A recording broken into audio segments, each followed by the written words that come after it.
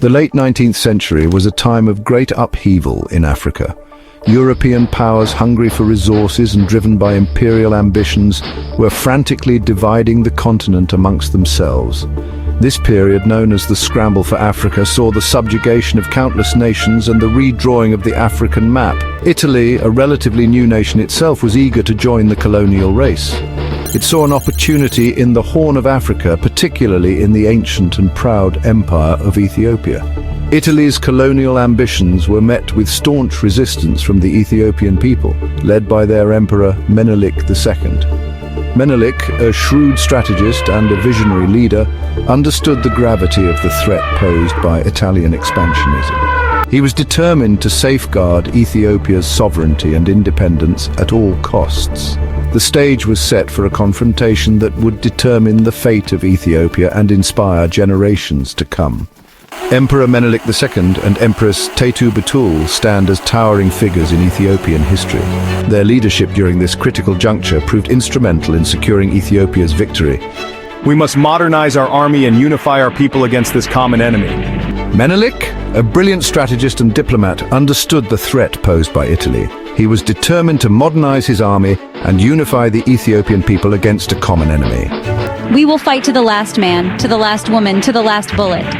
Empress Teitu, a formidable figure in her own right, played a pivotal role in rallying the nation. Her political acumen and unwavering resolve proved crucial in galvanizing support for the war effort. Her words resonated throughout Ethiopia, igniting a fire of resistance in the hearts of the people.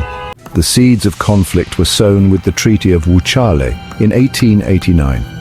This treaty, intended to establish peaceful relations between Ethiopia and Italy, contained a crucial discrepancy. The Amharic and Italian versions of the treaty differed significantly in their interpretation of Article 17, relating to Ethiopia's foreign relations. The Italian version effectively made Ethiopia a protectorate of Italy, while the Amharic version maintained Ethiopia's sovereignty. This treaty is null and void. We will not accept this blatant attempt to undermine our independence. When Menelik discovered the discrepancy, he denounced the Italian interpretation. He declared the treaty null and void, enraging the Italian government.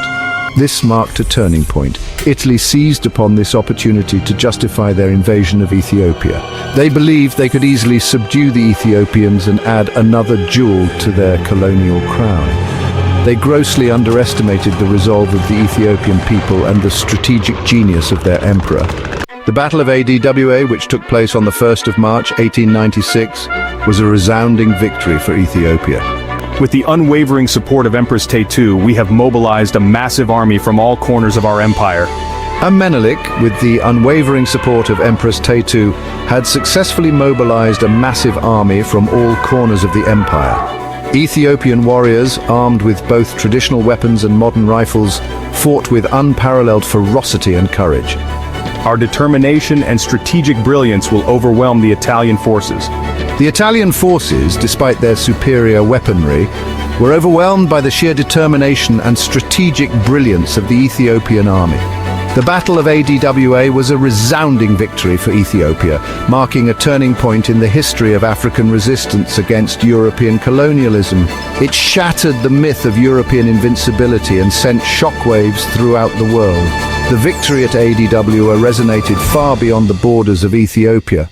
It served as a beacon of hope for colonized peoples across Africa, demonstrating that colonial powers were not invincible.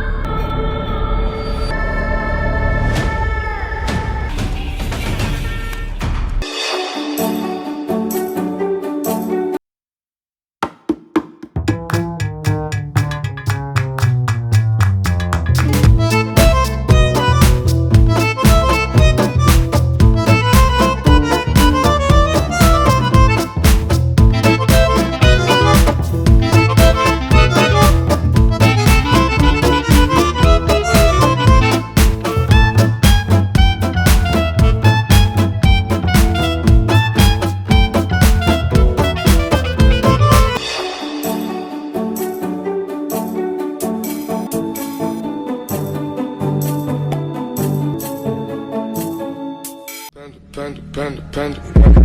I got broads in Atlanta, just to throw me in the family. Credit cards and the scammers, hitting the licks in the band. Legacies.